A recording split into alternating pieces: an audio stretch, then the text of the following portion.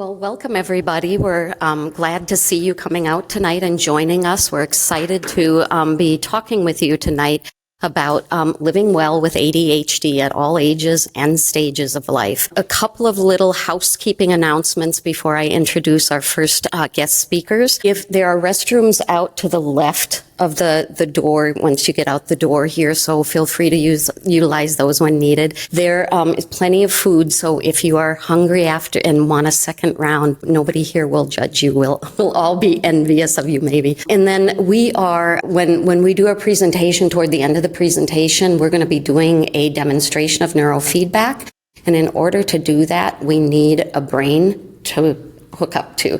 And so we always look for a volunteer or somebody who is volunteering somebody. So is there anybody in here who's interested in just being our volunteer? Okay. Oh, we've got two. You two can fight about it. We'll let you know when it's time for you to come over, and you'll sit over here by Adam and he'll put a cap on you and we'll all get to see your beautiful brain, okay? So we're going to start tonight with our guest speakers. So I'm just going to do a brief introduction and then I'm going to turn it over to them. Robin Nordmeyer, CLC, is a professional certified ADHD coach with over 15 years of training and experience supporting individuals and couples in navigating ADHD. A former CHAD parent-to-parent trainer and a corporate leader with Procter & Gamble, she blends professional expertise with lived experience, raising 4 neurodivergent children alongside her neurotypical husband of 37 years. Robin specializes in helping adults manage demanding careers, improve relationships, and build resilience, all with a warm, encouraging approach that inspires clarity, balance, and hope.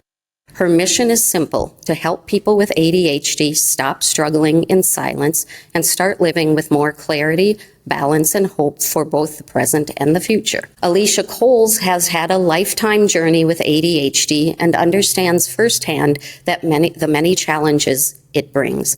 With over a decade of experience as a professional certified ADHD coach, consultant, and educator, Alicia specializes in supporting neurodivergent individuals through strength-based, research-informed strategies. She draws on her expertise in brain development, executive functioning, effective learning modalities, and wellness to empower parents, youth, young adults, and educators to better understand and support ADHD brains. Having navigated her own ADHD journey as a child, adult, and parent, Alicia brings both professional insight and lived experience to her work, blending neuroscience, education, and practical tools to foster self-acceptance, resilience, and growth. Help me welcome Robin and Alicia. Perfect.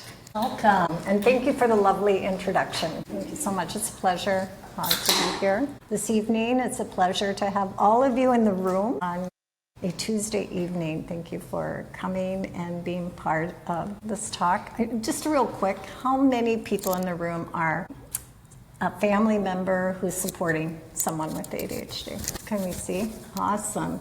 How many have ADHD themselves, if you're willing to share? Quite a few. And how many are in the professional field helping others with ADHD? Love it. Yeah.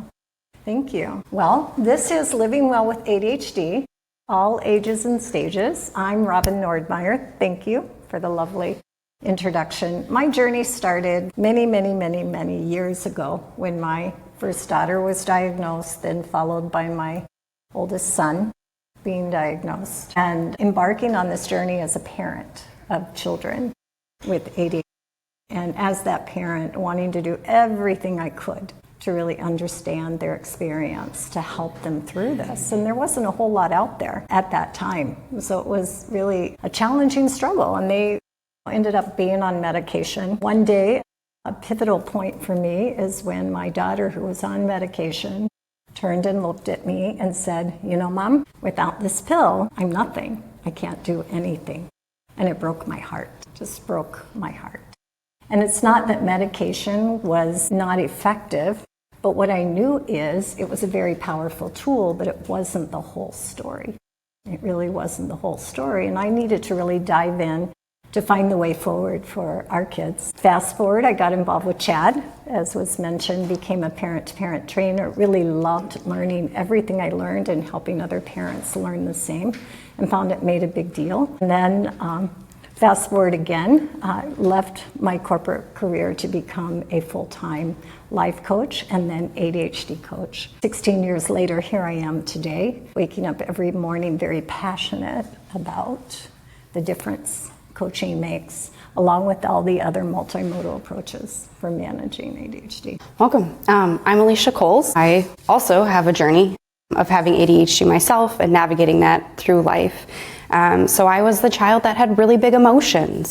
I was the over-perfectionist teen trying to overcompensate. I was the busy brain adult and attempting to cope with my ADHD without knowing. It wasn't until graduate school that I was finally diagnosed. And that moment really gave me clarity to notice that something wasn't wrong with me. It was just that my brain worked differently. And that was a really pivotal hope to help me learn how to better manage these symptoms that came. And so over the years, I learned to use a variety of approaches to help me manage and cope with the unorganized thoughts in my brain and being able to manage all the things that life brings in a better, healthier way.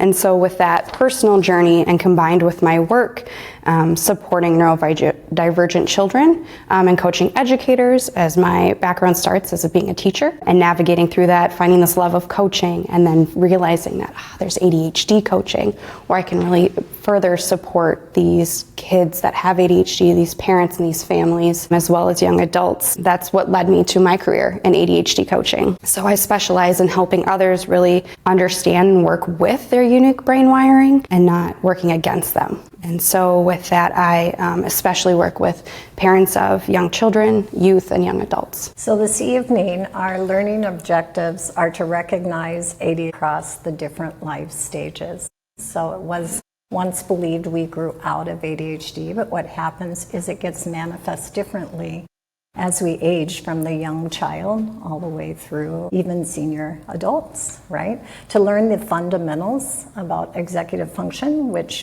many of you may already know quite a bit about, and to talk about the multimodal approach to support and the journey ahead.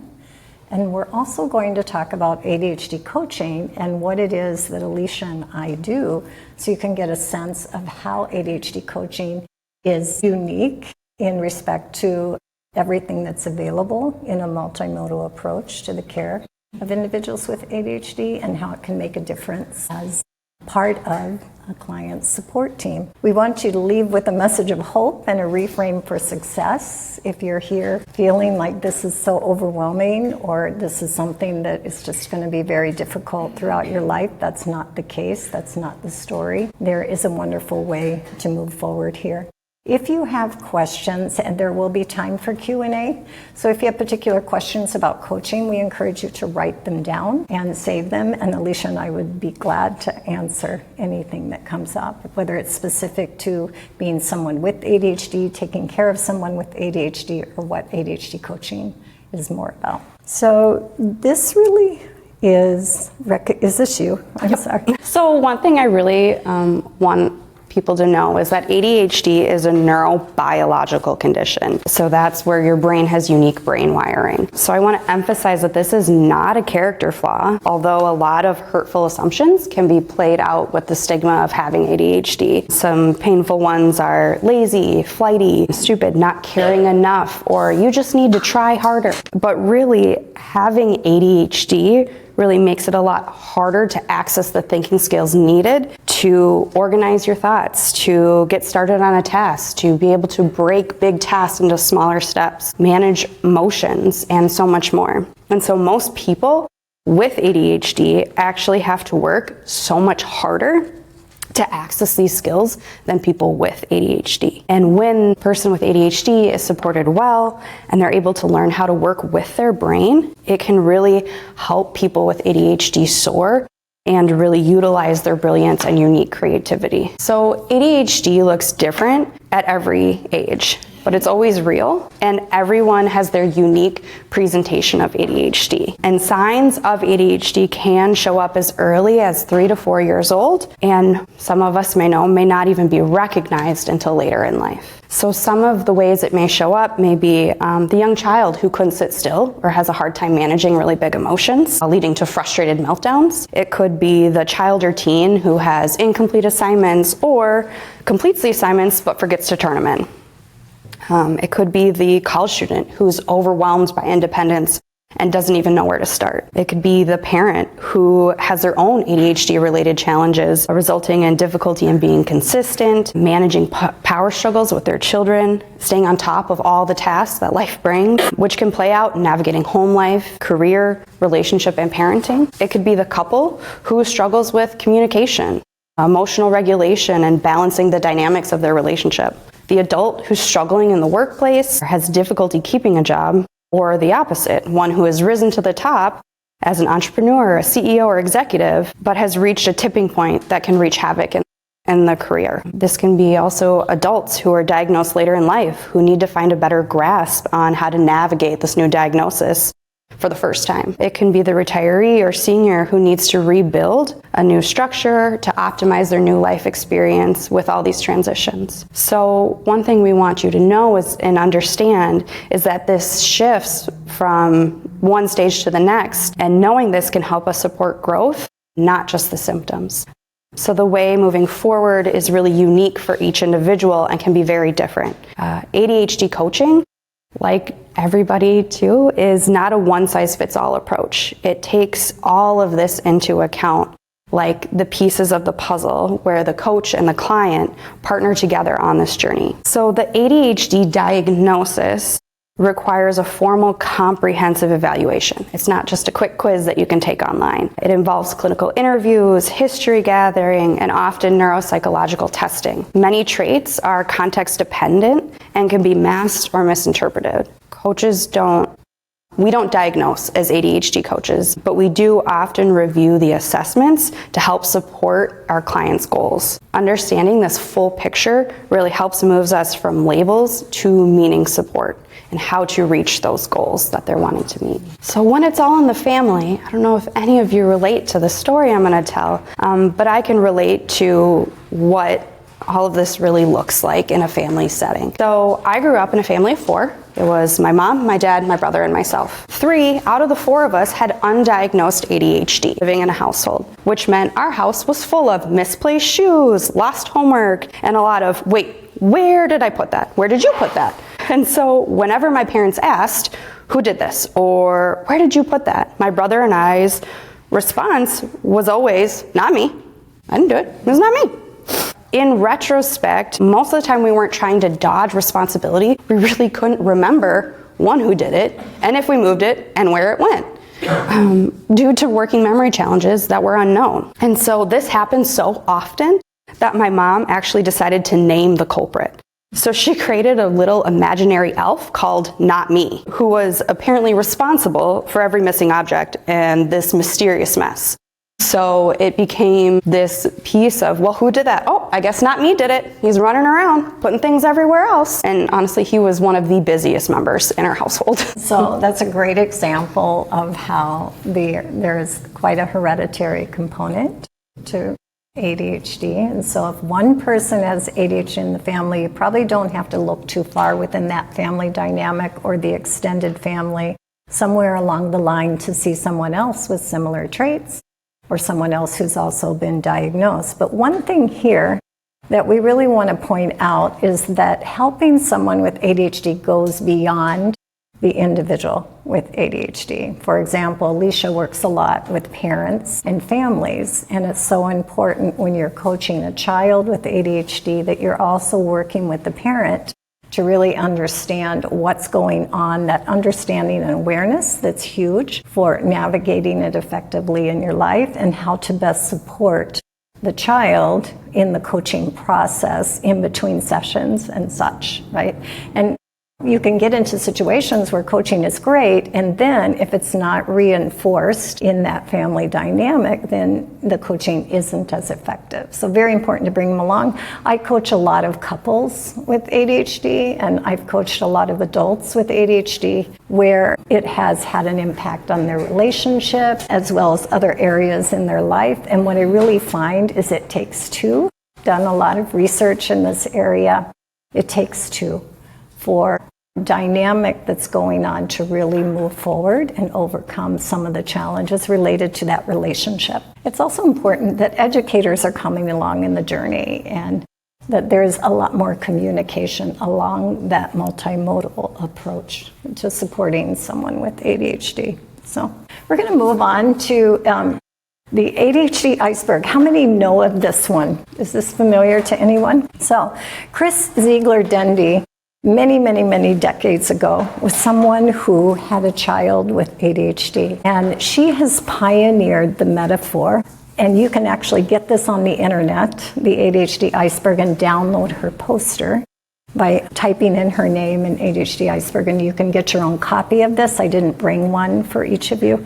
But the iceberg is a great way to really understand ADHD and really get the bigger picture. So in an iceberg, what we know is about 1/8 of what you see on the surface is the tip of the iceberg, but below the waterline is this huge structure, right? Maybe up to 7/8 of the structure that's really supporting everything you see on the surface. And it's a great way to talk about ADHD, because what we see on the surface tends to be hyperactivity, impulsivity, right, attention, and the hallmark symptoms of ADHD. And what's really going on is not necessarily all visible for us to really observe.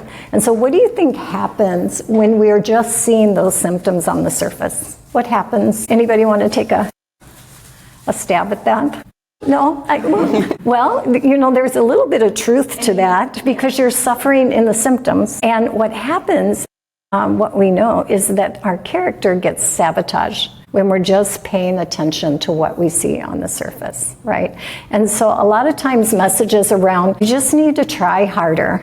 Why are you being so lazy, right? You've got this. I know you're smart enough. Why aren't you applying yourself? You know, we hear a lot of things, or you must not really care. You're showing up late all the time. I know you don't care. And why aren't you listening to me? Am I not important enough to be heard, right? And so when we observe the things on the surface and we're not really fully aware and understand what's going on below the surface, we can make misjudgments or have misunderstandings about what's really going on.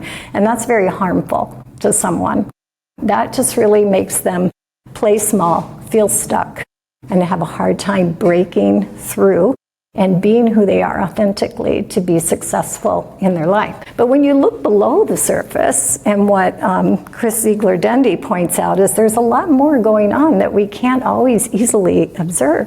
So that might be just the very neurobiological chemistry of the brain, neurotransmitter availability. It might be weak executive function skills that have not matured and fully developed that are causing daily mishaps going on in their life. It might be the impaired sense of time. It might be coexisting conditions like anxiety, depression, bipolar, all the things that can come along. It could be learning disabilities, right? It could be sleep challenges. Let's see if I got all of these. Low frustration tolerance and sensitivity just from going through life and experiencing that. So what happens, and the reason I love this, is because when you really get what's below the surface, you have more power to make a difference. You have the tools and approaches to target the things that are supporting someone's experience with ADHD for the better. So I'm going to move on to executive function fundamentals. So we pay attention to 3 particular thought leaders quite a bit in the world of coaching. We pay attention to Russell Barkley, we pay attention to Dr. Thomas Brown, and we pay attention to Drs. Dawson and Geyer. And it's not that they are all that's out there, because executive functioning, the concepts around executive functioning have been around a lot. But what it does for us as coaches is it allows us to really start paying attention to executive functioning and how we can kind of bridge and build on some strategies and skills for them to show up the way they're wired to be more successful, right? And so they're all about self-regulation. It's all about self-regulation. And I just kind of skipped over my slide there. Dr. Thomas Brown talks about executive functioning as an orchestra conductor metaphor and the prefrontal cortex of the brain, and how executive functioning, like the orchestra conductor's job, is to coordinate all that's going on, all those executive function skills for the person to think and plan and do and act as they intend to, right? And in the case of an orchestra, it's to make beautiful music, right? But in the case of human beings, it's to be able to function in a way that is successful for them and appropriate and on target with what they want to experience as goals in their life. Dr. Dawson and Geyer look at 11 different skills, and that'll be on a slide coming up. We'll talk a little bit more about that. That's my favorite. I know, I think you like Russell Barkley, right? You like to talk about. Mm-hmm. But it's all really about executive function, and it's all about our brain's ability to coordinate the things we think, do, and say. So here's Dr. Dawson and Geyer, two of them, and these are the 11 skills we love. Now, they don't ever stand alone. You can't just tease out one over the other, because in everyday function, we're using a web of them or a mix of them in order to, right? But you can probably recognize these. Working memory, think of them as our mental sticky notes. So someone who struggles with working memory is going to misplace things. They're going to go somewhere and think, now why am I here? Or they're going to hear something and then within a couple of seconds it's gone because working memory wasn't able to capture it for long term or even short term, right? Planning and prioritization is another one. And planning and prioritization is our ability to take things that are more than one step, break them down, or take things and juggle responsibilities or tasks in a way that's effective for us, being able to stay on task with what we need to do to achieve a goal. Organization could be systems, it could be how we organize our stuff, it could be how we organize the flow of our day, it could be how we organize our thoughts in our head. It could be all about how we organize even our to-do list or our email and things like that. Time management, individuals with ADHD have a hard time following the pace of time. They can lose track of time. They can underestimate their time. They can overestimate their time. You might notice sometimes individuals with ADHD run late a lot, and they don't intend to. Sometimes they have to depend a lot on urgency to get things done, so they wait and they rush through things to get things done. Metacognition, thinking about thinking, so that's really that self-awareness about what's going on within us, what's going on around us. Response inhibition, not being impulsive. We might say something, blurt out something, interrupt, not meaning to, right? But it's just kind of that impulsivity is there. We might jump to conclusions. Response inhibition, emotional control. Having ADHD is like being on an emotional roller coaster. It really is. And now even in adults, we're seeing things like rejection sensitivity dysphoria, or what feels like that they're having to deal with. So there's a whole lot more going on as we age through it if we don't deal with it effectively. And then sustained attention is being able to stay focused. With so much going around, we say what gets our attention gets our attention. So we can have all the intention in the world to pay attention, but we might notice someone moving around, or we might hear a sound, or we might even think of something in our head that takes us off track in another direction. Sometimes the flip side is getting caught up in hyper-focus there, and then task initiation, being able to get started. And once we get started, if we have to stop, being able to get started again, right? Goal-directed persistence is sticking with something. Sometimes we might have something that's very shiny or novel or high interest to us. Maybe we work everything out and really get through the creative piece. We have a hard time doing the stuff that's more boring and tedious for us, right? And we get stuck. And then flexibility. It could be flexible thinking, how we think about things. It could be adapting to change. So I like Dawson and Geyer myself because it really helps me see what's going on when I hear and work with clients in a way that I can kind of tease it out a little bit, and for the point or for the purpose of working on strategies, right? And approaches that are better for them. So I'm sorry, there you go, Alicia. Yeah, and so like Robin was saying, Dawson and Geyer are a great way to show the complexity of all the different things that you need to complete a task. And so with going on that, I love these pictures because something as simple as, well, that simple, I'm going to say that in quotes, as, well, just do the dishes, requires all this executive functioning that's working together. And so it's not that they won't, a lot of times it's that they can't. So you can imagine if you have challenges with these executive functions, how that might be hard to move forward. And so there's these interplay with each other and can really like bounce back and forth between all of these different pieces, which can make it really hard. So again, going back to this is how your brain is wired, is that these things are hard for your brain to do and hard to move forward, which can be really painful to hear too, of just do it, because that internal thought is, why can't I? And really we want to emphasize, because your brain with ADHD has different wiring, so we are able to, when we're able to identify what exactly is going on, building that understanding and awareness is what's going to help shed light into what can we do to move forward? How can you move forward with this? And so with that, we want to just say that living well with ADHD is not just possible, but it is personal. Every story is really different. We take unique, individualized approaches to help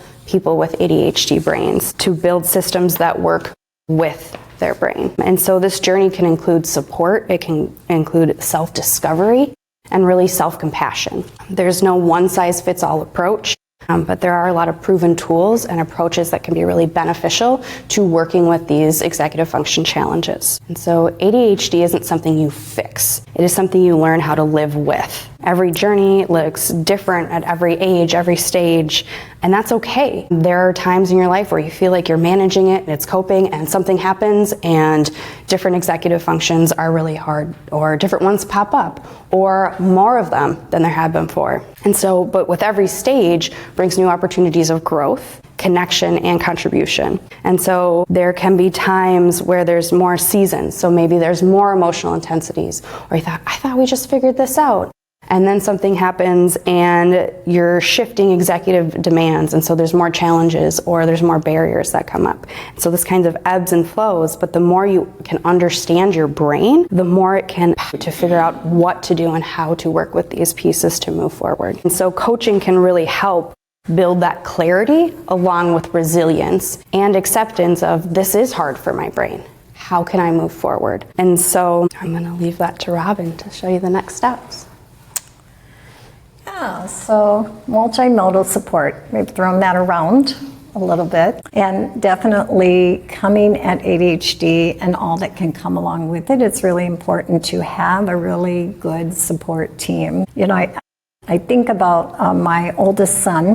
He was in 5th grade, now 30. And we were on medication for him, and the dose kept getting higher and higher and higher. So we got to a point where we had to try something different. We discovered neurofeedback back then, and he did neurofeedback treatment.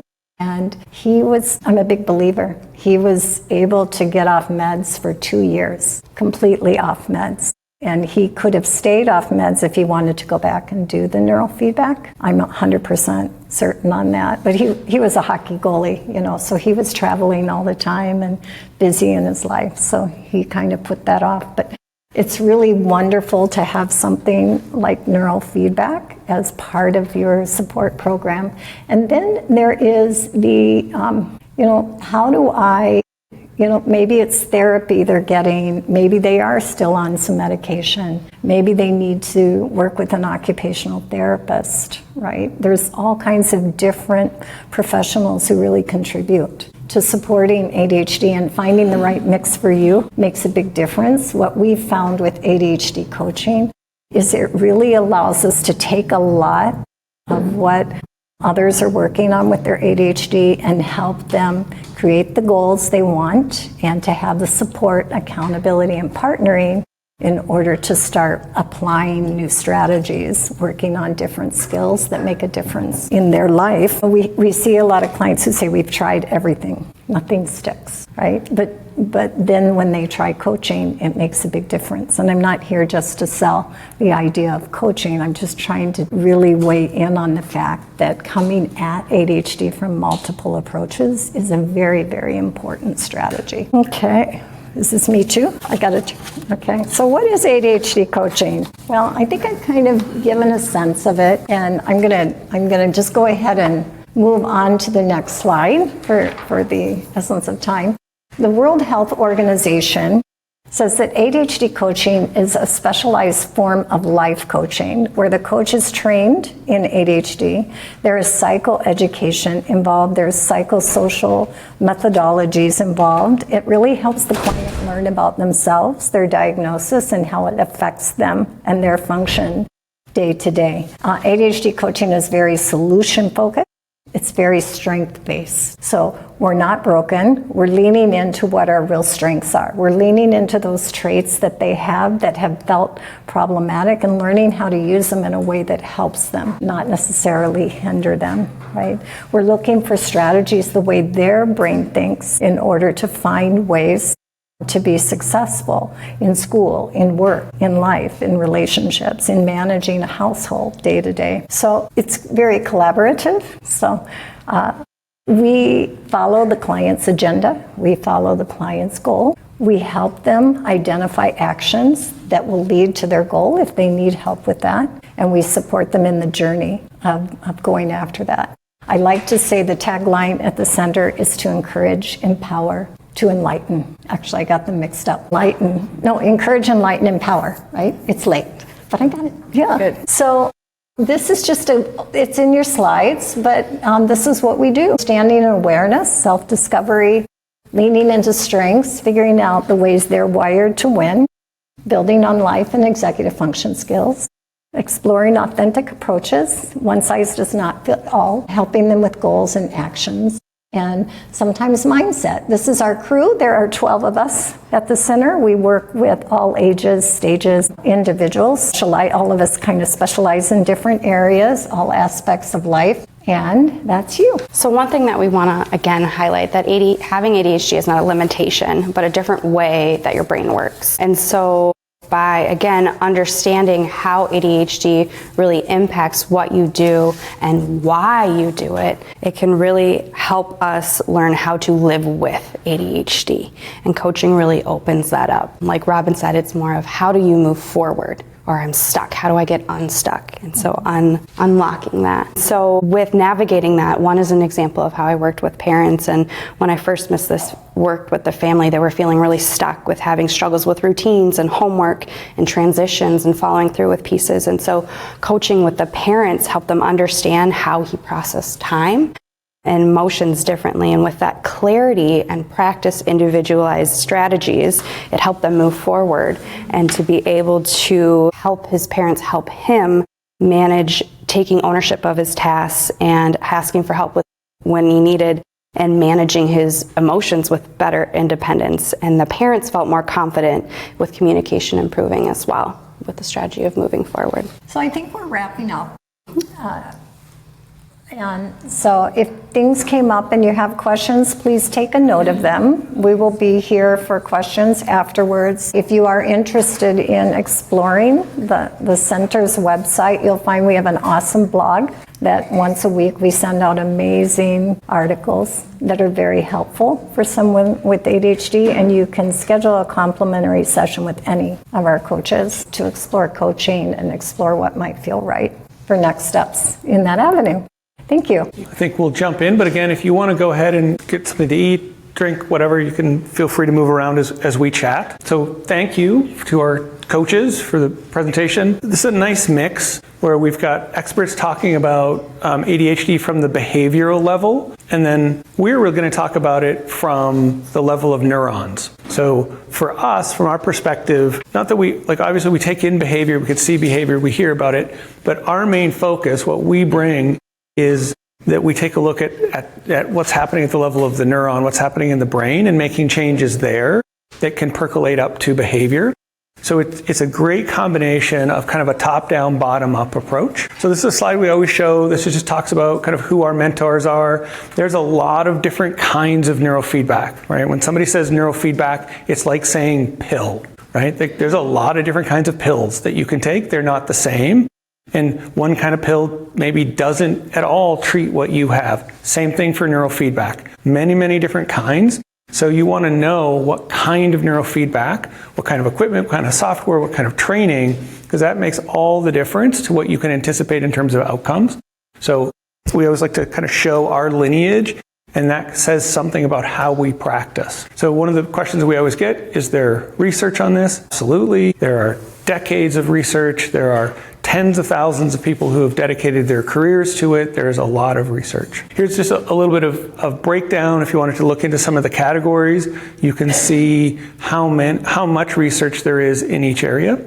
Certainly enough if you wanted to try and knock off, say, 1%. If you wanted to read 1% of the literature, you'd be very busy. So tonight we're going to specifically talk about ADHD and our approach to treating ADHD. One of the things that is important to us and our mentor as we came in talked about. And one of the things he said is if we just worked with the ADHD population, we would be doing an immense service to the community. And one of the reasons is even when an appropriate evaluation has been done, nationally it's about 35% of those are incorrect. In our clinic, we would say about 50% of a properly done ADHD assessment is incorrect. And so that's really important because if you're going to go down a path of treatment and you don't have ADHD, but they're either working with meds or behavioral modification, the ADHD isn't the root of the problem. Those are going to be unsuccessful paths for a person or not as successful. So we believe that bringing in the QEEG part that brings in another element of precision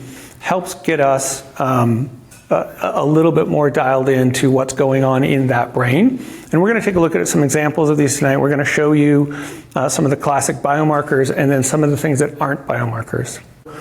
One of the things that we strongly believe, so Fran and I are both clinicians for a lot of years, and we treated our clients without the benefit of neuroimaging. And then just for our own reasons, we ended up getting into neuroimaging and neurofeedback. And one of the things that we came to see was how much we had missed in our clients for decades by not being able to see what was going on in the brain.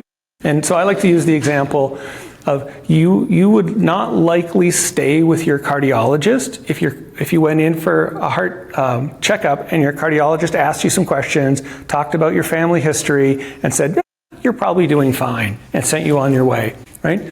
In today's world, you would want them to do a calcium scan. Just image the heart, see what's blocked, see what's not blocked. Even doing a stress test is not a great option. You're looking at function, right? What's the behavior of the system, but you don't know specifically. When they image the heart, they can tell you what vessel has how much blockage, right? That's the cardiologist you want to be with. We feel it's the same way. Mental health is one of the only professions that doesn't image the organ they work on. And so our goal is to change that. So part of what we do in our program is we bring in this idea of kind of precision evaluation. So we do the standard, we do behavioral, we do neurocognitive, but then we add to that QEEG. And so that's really what we're going to focus on tonight is the QEEG, the ERP, the neuroimaging side, because that's our point of distinction. The rest of it is very similar to what you would find in any other clinic for assessment. So our process, we kind of start with the brain mapping, so the QEEG, the ERP, then a report of findings where we go over the majority of the findings that came out of the report, what any one individual's brain is doing well, where is it challenged from a functional standpoint, and then into treatment. And so we call that, the QEEG is kind of a roadmap to treatment. It can give us insight into maybe what forms of like CBT, behavioral therapy might be helpful, what forms of talk therapy might be helpful, what medications might be helpful, and then on our side, the neuromodulation, what types of neuromodulation would we recommend? So you get a lot of information out of a QEEG that can help guide the choices that you'll make, even if it isn't about choices around neurotherapy. So here are some examples of the neuroimaging that we do. I don't think we have a larger version of this in the slideshow tonight, do we? Unfortunately, we don't have a bigger one for you, but when you guys had the cartoons up, I noticed that as they talked about the different functions, the different aspects of executive function, like working memory and attention, these are the brain networks that those functions emerge from. So when we're looking, we can see, is somebody's executive network compromised? Is their working memory network compromised? Is their dorsal or ventral attention networks compromised? How much? Where? Precisely how are they compromised? So as you guys were talking about the behavioral side of it, working memory doesn't seem to be going well for this person. Our side, we're looking at the neural roots of working memory and how is their working memory not functioning optimally for them. So yeah, many details that we get in terms of information around neuroimaging. So from the QEEG, we're looking at, kind of the classic brain wave, right? So as neurons fire, they fire at a certain rate. As groups of or ensembles of neurons fire at a certain rate, it creates a brain wave, and that becomes a form of communication, much like the way your TV works or used to work when we had antennas, but now it comes in on a cable, so that's not a great example. Your radio, these are functioning on waves moving through the air, so very similar within our brain, right? We've got a local field potential where there's measurable waves moving around the brain. That's what we do with a QEEG. And we're looking at how powerful are those waves? Like how strong are they? How much energy is in them? How fast are they moving? Are they moving as fast as they're supposed to be? Is the area that they're going to is the signal getting to where it's going to? Much like, again, in the old days, I'm going to use the TV as an example when we had antennas. And if your TV was off, the brainwave, the wave was coming, but there was no receiver there. You had to have the TV on for it to pick up that signal that was coming. So we're looking at both sides, transmission, but also reception. And is that communication happening the way it needs to be for optimal functioning? So here's just a little snippet of EEG and what we look at. Part of what we do is we'll take the EEG, we'll load it into 3 different artificial intelligences that will extrapolate data from it, but we'll also do a by-eye analysis of every minute of the EEG, looking for patterns that people are still better at finding than computers so far. So here's an example. So a lot of times, people will say, and even people who work in the field, neurologists actually don't really think that brain waves do much, which is amazing to me that this is your profession and you think all this activity in the brain really doesn't do anything. But here's an example. This was done with 3 subjects where the person was looking at this symbol, and then they were taking EEG and then reading the EEG to pull out the symbol that was represented in the EEG. So you can tell, right? Like these are pretty accurate, right? That the computer could tell what letter they were looking at. You could reconstruct it, right? The imaging is good enough that you could be listening to music, and by reading the EEG, they can tell what music you're listening to, right? So the ability to extract actual data from EEG is incredibly powerful. So this idea that it's just kind of noise, it's an epiphenomenon, but it doesn't mean anything, absolutely incorrect. So part of what we do is, we do the QEEG and we do the ERP. And we use those to, ultimately, we want to try and identify the 8 biomarkers for ADHD if we're looking for ADHD. Now, obviously, there's a lot of things we will work with besides ADHD. It could be anxiety, depression, it could be bipolar, it could be traumatic brain injury, dementia, Parkinson's. Really, we say, anybody with a brain, that's our client. And we just look at that brain, see what's going on. Today, we're talking about ADHD specifically. So we have the 8 biomarkers that help us understand what type of ADHD does a person have, right? So the main category might be, do they or don't they? And then if yes, they do, which type? Because how you address that is completely different based on the phenotype. So here's just a quick kind of overview. When Fran steps up here, she's going to take you through in more detail what each one of these biomarkers is and what it's related to and how we treat it. So she's going to get a little bit more into the specifics of it. We talked, our 2 coaches talked about executive function, right? So this is frontal lobe function.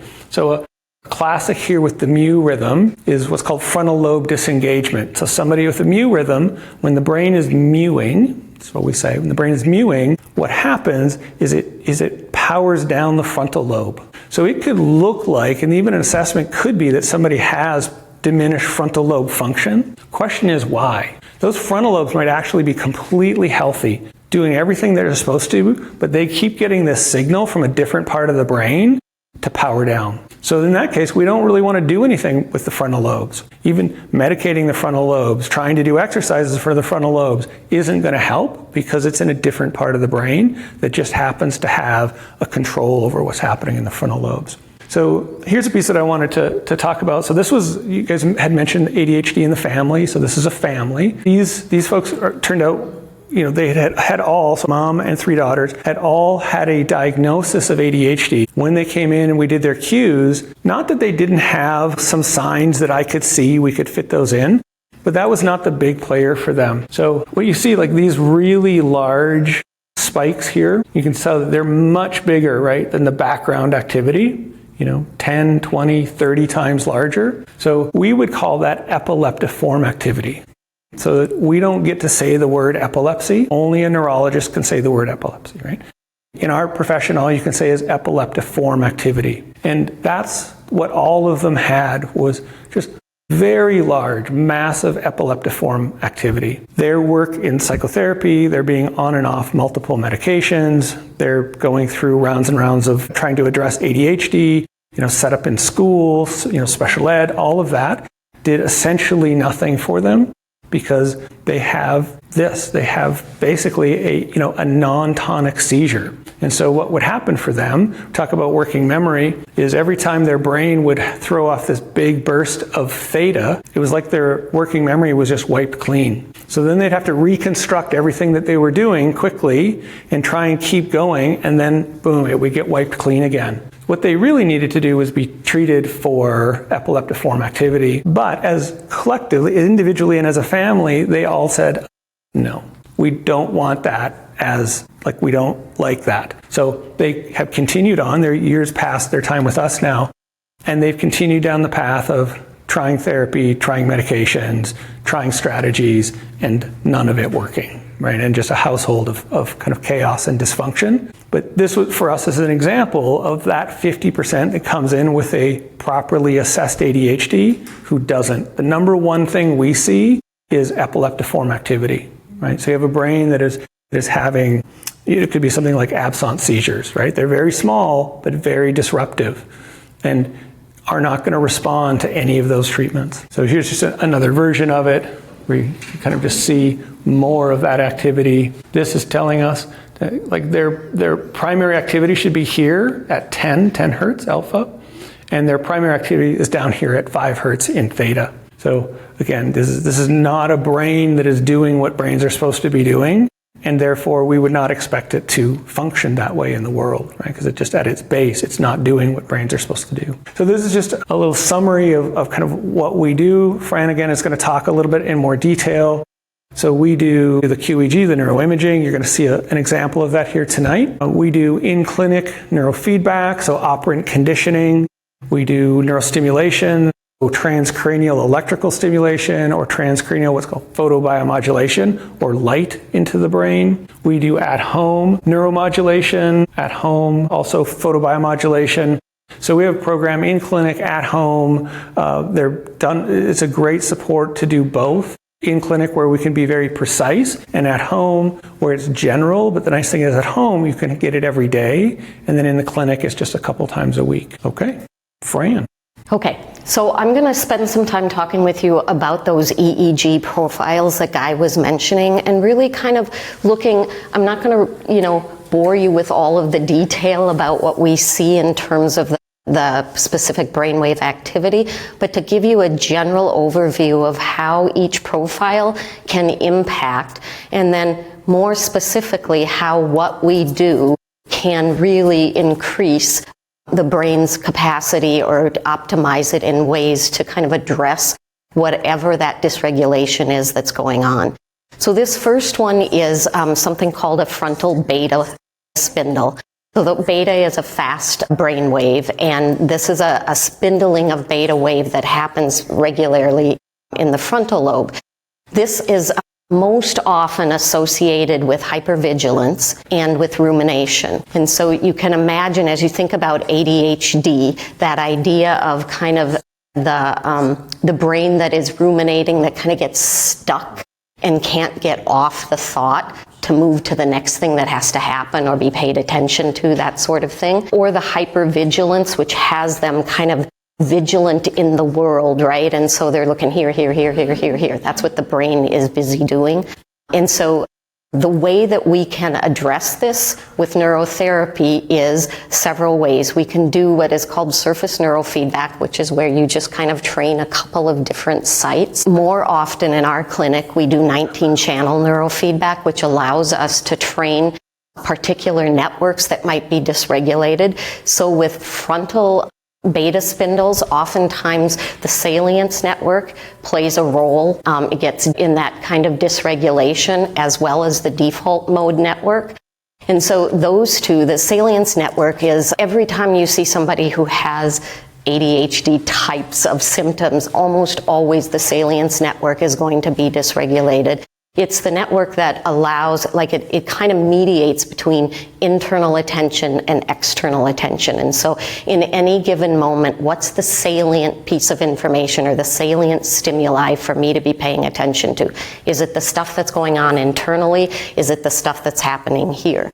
When the salience network isn't regulated well, it doesn't do that job well, and oftentimes that can lead to sort of a stuck brain or a brain that bounces around because the salience network can't figure out what to do with it. And so we might use 19-channel neurofeedback and literally train the salience network and regulate it so that it starts to behave or to perform more optimally. We might use neurostimulation. Sometimes in the clinic we'll start with some neurostimulation as a way to kind of prompt the brain, but it also can be a nice way to kind of start a particular frequency to kind of start producing more, to have the brain start producing more of that. In particular with frontal beta spindles, because we've got too much fast wave, we might do something like use a neurostim for a theta wave or something like that, right? And then we might also use audio-visual entrainment. And so Guy showed you a picture of the two little girls with the goggles and headset on. We have a bunch of them back here. You're welcome to try them out after we're done with the presentation. It's a device that works really well to entrain the brain to start kind of producing particular brainwave frequencies. And again, with this particular EEG profile, we're going to want to address that fast beta wave and try and get some other slower frequencies in to the brain.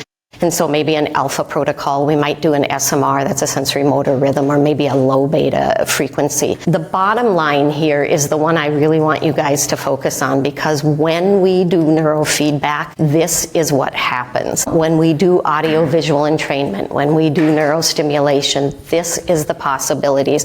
And these in the yellow down here line up. So when you presented, Robin, the whole list of symptoms, this is what we do, is the brain can start to do those processes more optimally, can reduce rumination, can enhance a state of calm. It helps with executive functioning in a significant way, in particular with frontal beta spindling. When we train like the salience network, it can really help with the executive functioning process that gets hijacked with this kind of a profile. And then we have a couple other profiles up here. One is excess theta wave. So theta is a slow wave, or a high theta to beta ratio, meaning too much theta, not enough beta, basically. And again, we can go and talk about the different kinds of processes that we can, or treatments that we can use to address these. When somebody has excess theta or a high theta beta ratio, oftentimes what's happening in the brain is really a critical sense of a state of under-arousal. And so we want to give it some fast brainwave activity. And so we might, with some neurostimulation, do something like give it a higher, like an alpha wave or maybe even a beta wave, that we might consider doing that with. When there's excess theta, oftentimes it impacts working memory, the working memory network, and both Robin and Alicia talked about how much that plays a role in ADHD and the struggle with that. And so we can train 19-channel neurofeedback can train that working memory to regulate so that it can start performing the functions that it is meant to be able to do. And then oftentimes with excess theta, the executive functioning just is not working, and so we might train the executive network as well. Almost everybody who has a profile of ADHD or even any symptoms reported of ADHD, we're going to highly recommend that in addition to the in-clinic services that they utilize the audiovisual entrainment device, because it's got a whole category of protocols that are meant to help with calm focus and to brighten the brain, basically to really allow the brain to optimize in terms of its cognitive processing. And then there's the mu rhythm that Guy talked about. In a couple of minutes, I'm going to talk with you about a particular client, and we're going to come back to the mu rhythm here. The thing to keep in mind here is that with mu rhythm, there's that central slowing or that frontal lobe disengagement. When people talk to me about this, the thing that I hear over and over and over again, mostly from adults, but sometimes kids can verbalize it this way, is they'll say to me, I can be listening to somebody talk and I'm following them, catching everything they say, and then all of a sudden I'm like, wait a minute, what did they just say? And it's almost like my brain went offline and came back online really quickly, but it does that frequently. That's mu rhythm disengaging the frontal lobe. And so again, this shows you there are a lot of different options we can use with neurotherapy to treat this kind of dysregulation in the brain and have pretty significant success with it.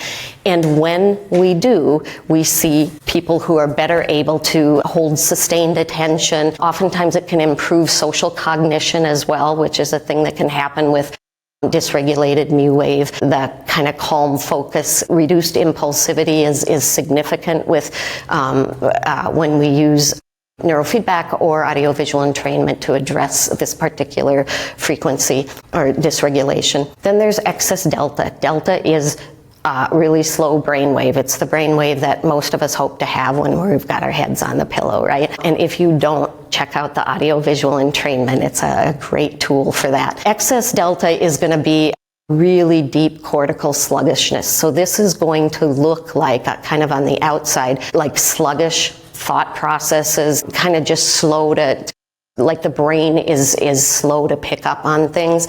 And so it can affect attention, it can affect memory, it can affect, you see it affect relationships an awful lot because the person appears to not be paying attention, and it's just that, there's sluggishness there and the brain isn't optimizing what it should be. And again, lots of things that we could do with neurotherapies to address this. We might look at the default mode, we might look at the alertness network, we might look at the salience network. We're going to train those if the EEG that Guy was talking about shows that there's dysregulation in there. We're not just going to guess based on symptoms and say, you seem like you have a sluggish cognitive processing, let's train your salience network. We're going to look, see where the dysregulation is, and then train it. And then slowed alpha, again, this is kind of a sluggish cognitive processing speed that we see here. People's peak alpha frequency in adults is 10 hertz.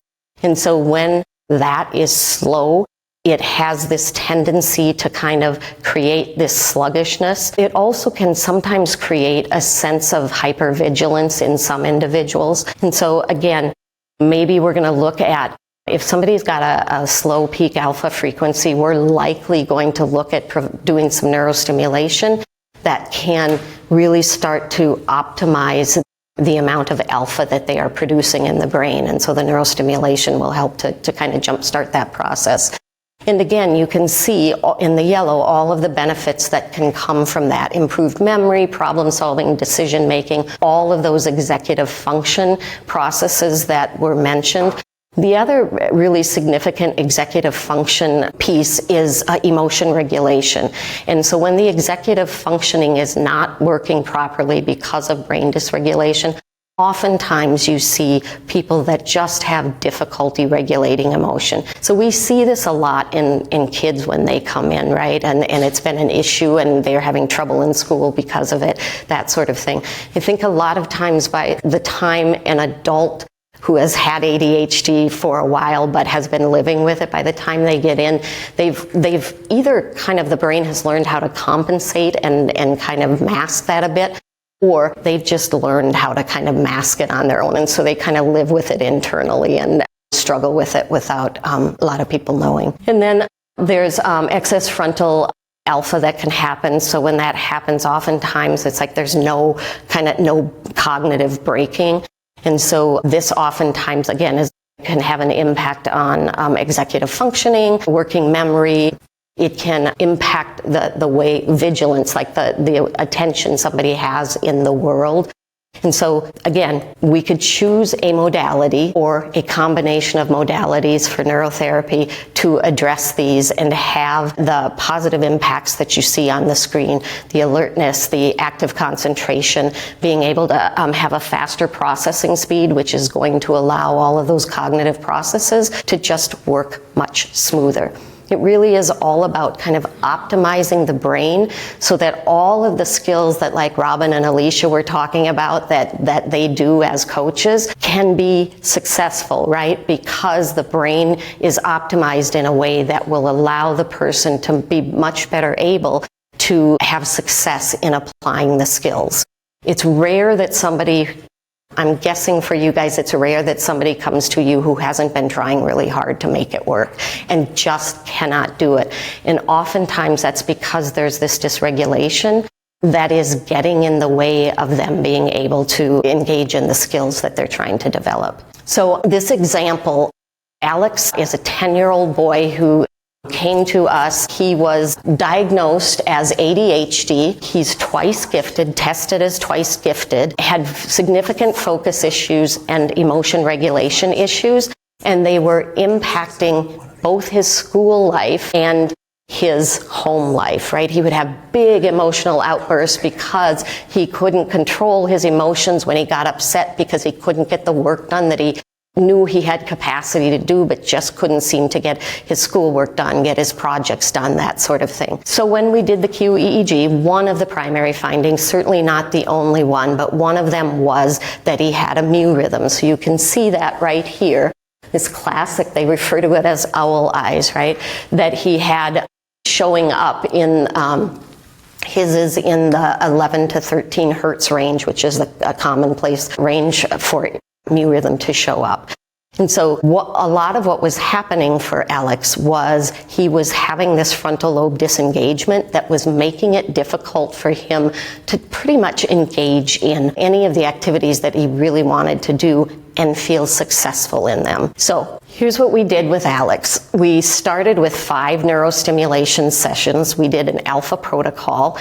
He also had a pretty low peak alpha frequency. On session 6, we transferred over to neurofeedback, and it's typical for us to look at, that map Guy showed you of all the brain networks when we were looking at the QEEG. We can do what we call a tour of networks, which is basically we look at all the dysregulated, like low efficiency networks, and we see which ones of those are the most dysregulated. We can tell the number of metrics, we can tell how many standard deviations away from the norm they are, and then we start with the most dysregulated networks and we start training those. So on sessions 7 through 29, we did a lot of work on training Alex's salience network. It was as low as it could be on the scale of efficiency.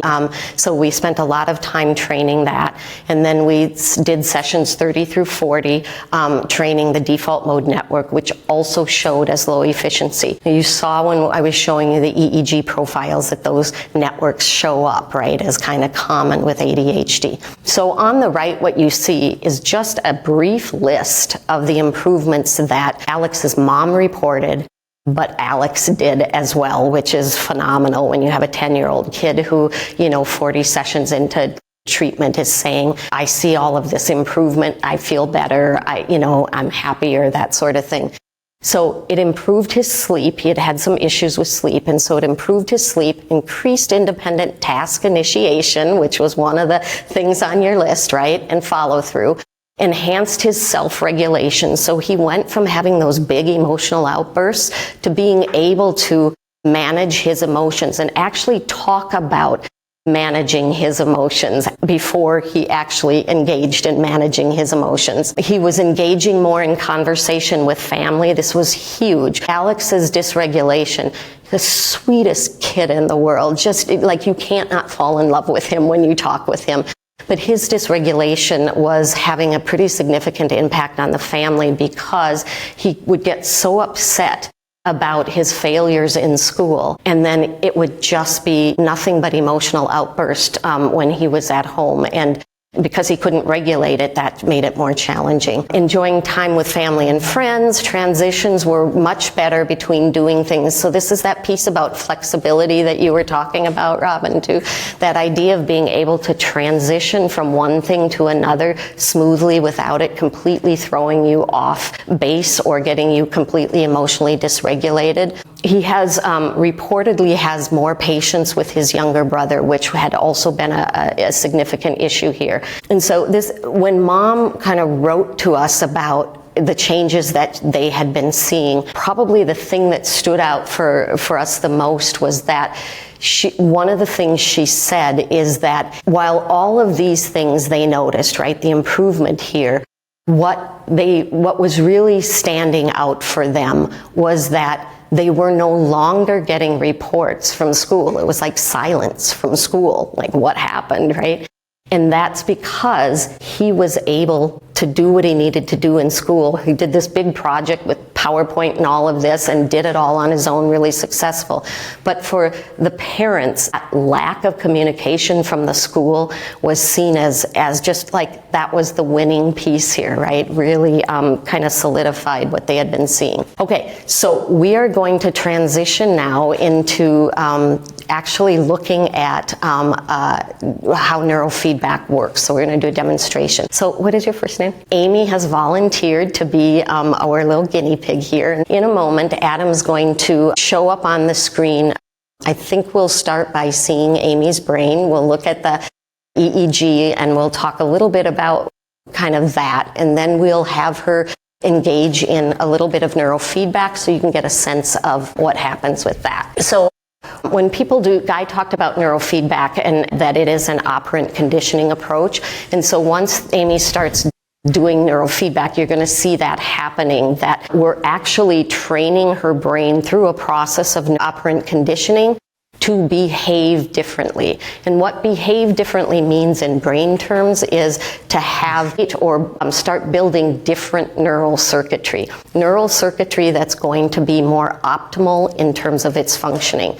And then over the process of time, so an average number of sessions for neurofeedback is 40 sessions. So over the process of those 40 sessions and the repetition that happens, those new neural circuits become much more sort of well-rutted, if you will. And the old ones that aren't getting used anymore start to fade away. And eventually we know neurons, when they're not used, they slough off, right? They fall away. And so that's kind of what we're going to see in terms of the neurofeedback process when we get it up and going. There's inevitably one place where there's a little technical glitch happening, and I was smug in the beginning because we actually were able to start on time because our technology all worked. Darn, I shouldn't have said anything, right? So the other things that we do in the clinic, I'll just talk with you a little bit about the other interventions and say a little bit more about them. So we do neurostimulation. I've talked about that. There's a difference between neurofeedback and neurostimulation in terms of its type of treatment. Neurofeedback is a learning paradigm. We're literally teaching your brain to behave differently. Neurostimulation is a treatment paradigm. So we might stimulate the brain with some electrical stimulation as a way to kind of get the brain, kind of cajole the brain into starting to produce whatever frequency we're stimulating it with. And so Oftentimes we'll use that in the clinic either as a treatment, like I was talking about the peak alpha frequency with Alex, and so we might specifically just do that. But sometimes we'll do it as a way to just kind of prime the brain to kind of get started, because the work of neuro is it's hard work. It's like training at the gym. The brain can get pretty busy. Adam, probably you hit mute. Am I safe to talk? Nope. I'm sure there's some people in the room here that would probably think we don't need to hear Fran say things twice, really. Once is good plenty. I'm super excited to talk with you about Amy's brain. It's going to keep it. Yeah, I mean, you can go ahead and share. So I think that's got it. So. Are you good? Yep. Perfect. All right. Nice work. So what you're seeing up on the screen here right now is actually Amy's brain waves. So each one of the lines there is is one of the sensors on the cap that you see her wearing there. And so when we're looking at this, so there's all kinds of things you can see. There's eye blink here. There looks like there's some jaw tension that Amy has going on there. And part of that is that she's smiling, she's fascinated, she's, those kinds of things. But we can tell here because you can see that it looks different. So when we're training somebody, we are always watching their EEG in real time so that we can see what's happening. What you see over here is something that we call head maps. You can see the different brainwave frequencies: delta, theta, alpha, beta, high beta. Gamma doesn't show up on this one, but oftentimes we're looking at gamma as well. And so this is part of what we'll show you the rest of what we see on the technician side of things as somebody's doing a training. Do you want to go ahead and, okay, so Amy, your job is to just kind of watch once this plane gets flying, to just watch. You can do one of two things. You're going to see this bar down there that you can watch, or there'll be a target on the screen that you can watch. The idea is to not deviate your eyes a lot. Don't look around a lot, okay? And we're going to let your brain fly an airplane for a while, play a video game. Okay, so go ahead. Go ahead and start it up, Adam. So off she goes. I'm going to interrupt you for a second. Imagine a target. Yep, the green. Yep, so the one that's out farther, not this one. And so what Amy would do while she's in a neurofeedback session is she would do exactly what she's doing in here, which is to sit in a kind of relaxed state and focus.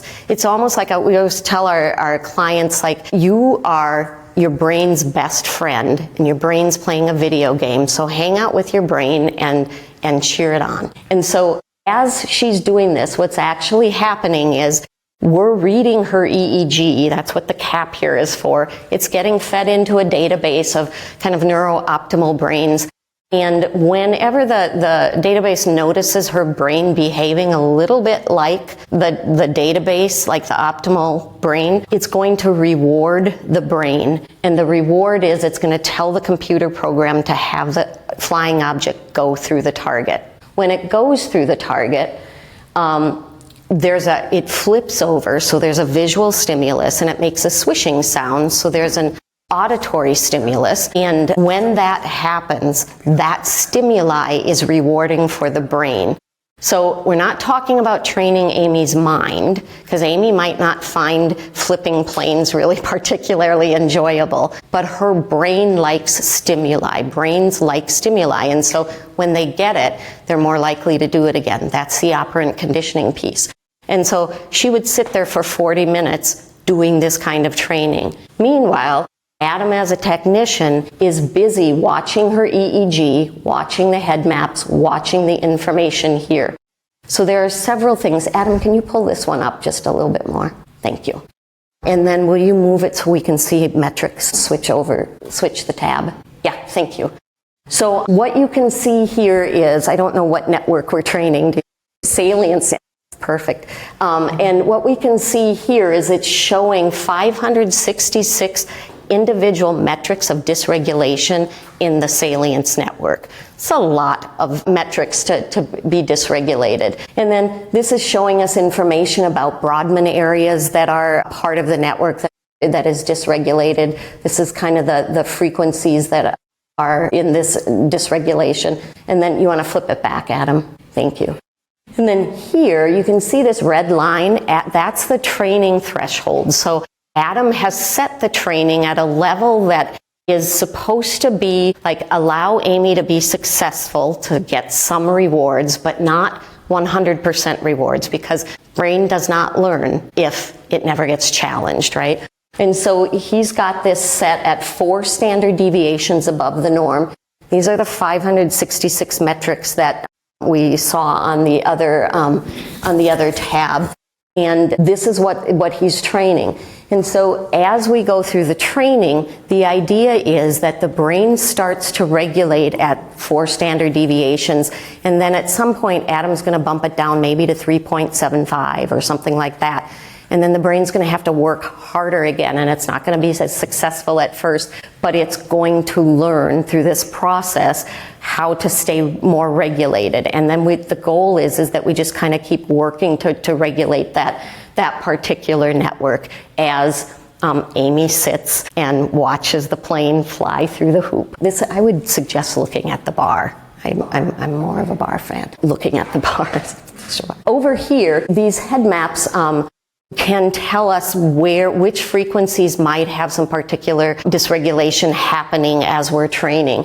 So as you see the map here, anything green is sort of the neuro-optimal or neurotypical. Anything that's in the cooler colors, like the blues, is deficiency. So not enough of that frequency happening while we're in this network. And then anything that's in the yellow or red colors is excess that we might see. And so right now, like, we see a little bit of excess showing up in beta and high beta for Amy. Some of this is likely just eye movement stuff. And I just saw you yawn, and so there was probably some muscle artifact going. What's it like to do this? It's like I'm trying.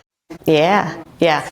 So that's a wonderful description of what happens in a neurofeedback session, right? Are those kinds of things actually do happen, right? And then the mind gets involved. You say, am I doing it right, right? Immediately the mind starts to get involved. And so there's a process of helping people learn how to kind of let that go, stay relaxed, including your eyes, because people have a tendency to stare at the screen, right? And just to kind of go with that process. Anything? We have biofeedback connected. Oh, you do? Yep. So, you want to talk about this? This is your fave. We're close at time. Yeah, we take breaks in between, so maybe do start with 5-minute rounds when you first start training. Then you train for 5, we take a break for a minute or 2, then do another 5 minutes, that kind of thing. And then we start making the rounds longer, but it's not usual that somebody would train straight 40 minutes through without a break. I'm not saying that wouldn't happen, but that's not the norm probably.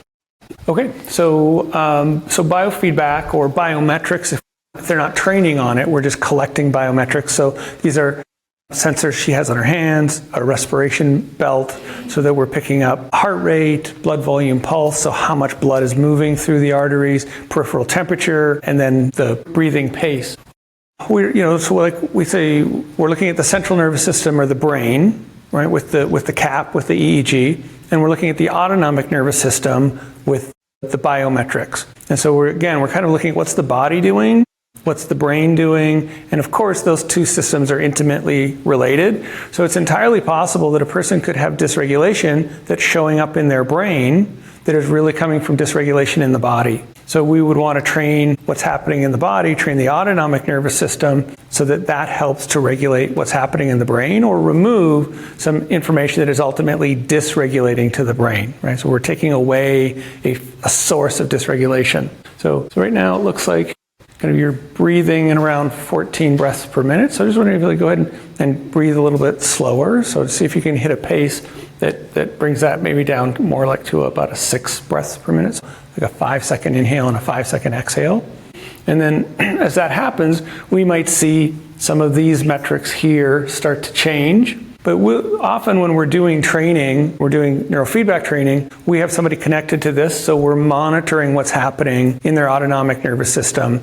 And then if we see challenges there, we might switch them from neurofeedback to biofeedback so that they could train their autonomic nervous system and then go back into training neurofeedback. So I'm a fan of the biofeedback, the biometrics, and in particular heart rate variability.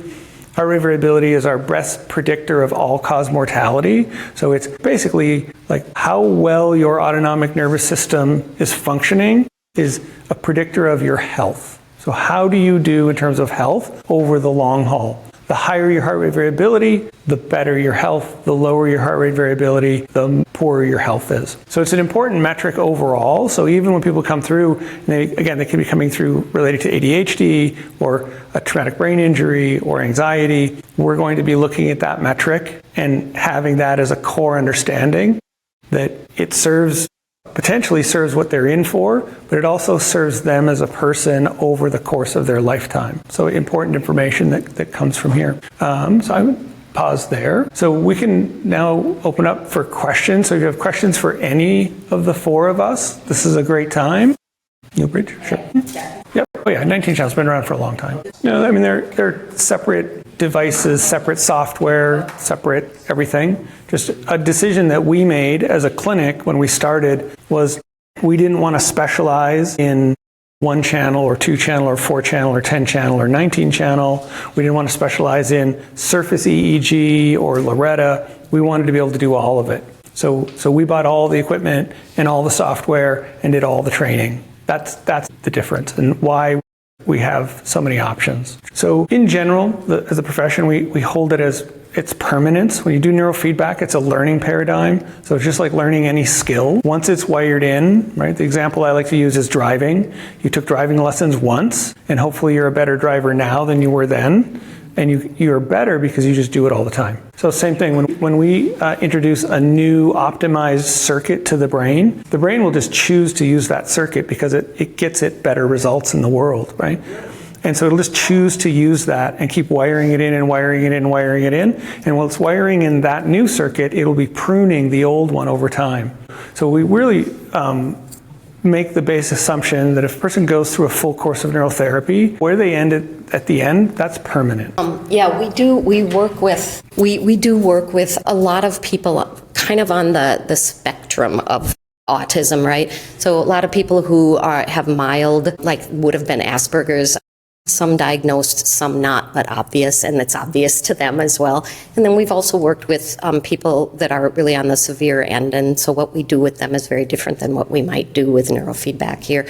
And your question is about how successful we are with them. Yeah. So part of that depends on what they're coming in with, right? If we've got somebody who's nonverbal, we're not going to make them verbal, right? But what we might be able to do is to help them get better at regulating emotion, maybe calming down the stimming a bit, that kind of thing. And then on kind of the other end of the spectrum, we have like the same kind of results that we have with most anybody who comes in to do training with us. And we have a pretty high success rate with that. And success, people get to define their own level of success. We can talk about it in terms of what we see objectively with the regulation of the brain. They get to talk about what they want success to look like. And I would say we have a pretty high success rate. Yeah, we do not have that kind of written data where we've done that kind of thing, but we have, like, what we do know is number of clients we've treated and this, how many have gone. For us, I think success tends to be somebody comes in with a certain goal and they leave either reaching that goal or well on their way to that goal, right? That sort of thing. Yeah. Yep. Other questions, maybe some for Robin or Alicia? Anybody? Okay, well, thank you so much for your time. Oh, okay. And so with ADHD, there's different things that happen that it depends on how the person would utilize it. So really, I would emphasize that the person uniquely has their own strengths, but different things like hyperfocus, if you are able to utilize and encapsulate that in a positive way, that can be really beneficial. For example, booting up and making sure that we're ready for a presentation and being able to sit and work on that for hours on end can be a benefit. So really it's about how do you utilize those differences in your brain to make it beneficial for what you're working for. Does that help clarify? Yeah, so how do you utilize it to work with your brain to help with those pieces? We use VIA character strengths a lot to work with our clients. You can go onto their site, viacharacter.org. and take that. And one of the traits that we often see in the top 5 to 7 character strengths is curiosity and creativity. And so almost consistently, sometimes one of them has dropped a little lower, but out of these different traits, those tend to shine. And so when you're talking about you have a strength and you can either use it to help yourself or you can use it to hinder yourself, part of it is just being aware of this is my strength and how can I apply it? How can I create that curiosity to stand out like a superpower in whatever I'm doing and in however I'm contributing in a way that really gives me wings with ADHD, right? And same with curiosity. Some individuals with ADHD think on their feet very quickly. So you'll see a lot of physicians actually in emergency room settings and such who also have ADHD because they have that superpower, that talent to do that particular thing. So there's a lot of traits. We have a long list of them that commonly we see show up in our clients where when they are really leaning into their strengths and into those traits and understand how they use it, not overuse it, not underuse it, but use it just right, it makes a big difference for them. Yeah, so especially Robin's example, so that curiosity. We can use the curiosity to go off on different brain tangents when we're listening to different things, or we can use the curiosity to help us stay focused on things that are boring and utilizing that questioning brain to help us stay focused. Mm-hmm. Yeah.